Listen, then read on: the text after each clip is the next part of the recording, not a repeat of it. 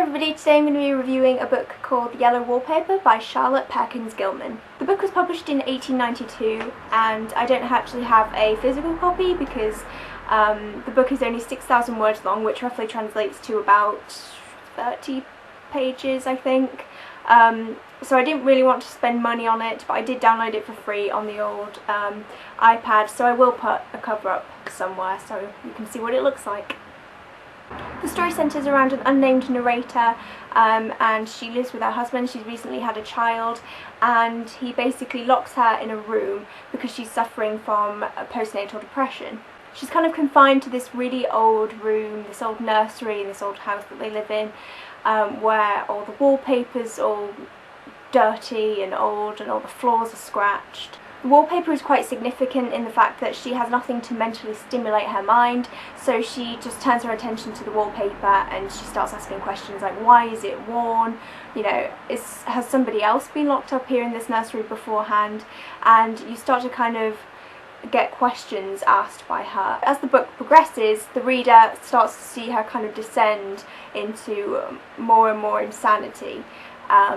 And you kind of start to question, is she a reliable narrator? Is she in fact the one who's ripped this wallpaper and damaged the flooring?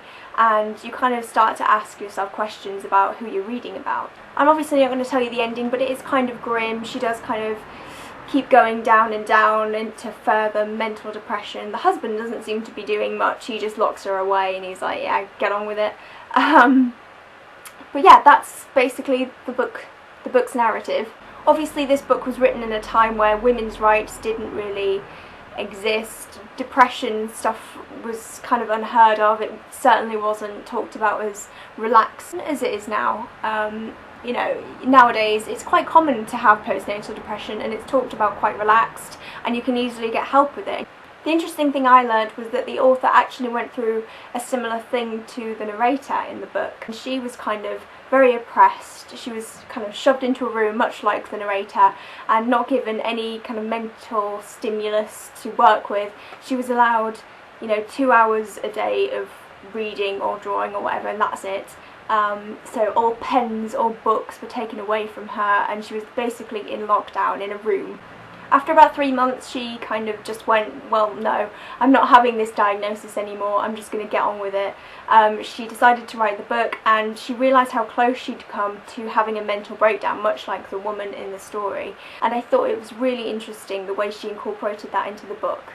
The narrators in my books have always been quite reliable, you always trust everything they say, and partly the reason why I picked this book up is because I wanted to kind of see a book written by an unreliable narrator and one where I couldn't trust what she was saying, I didn't know if it was even happening, or I just really liked the idea of that, and I think it works really well, especially with this book. I found it really interesting the way the ending was quite open to interpretation. We don't really know what happened. I certainly don't really know for sure what happened. I don't think it's what is written in the book. Overall I gave the Yellow Wallpaper 4 out of 5 stars. I really enjoyed it. I just wish it could have been a bit longer really, just to get the kind of background of their relationship and just a bit more information on the characters, I guess. And that's it guys, I hope you've enjoyed this review. I hope I've inspired you to pick it up and give it a read, and I will see you next time. Bye!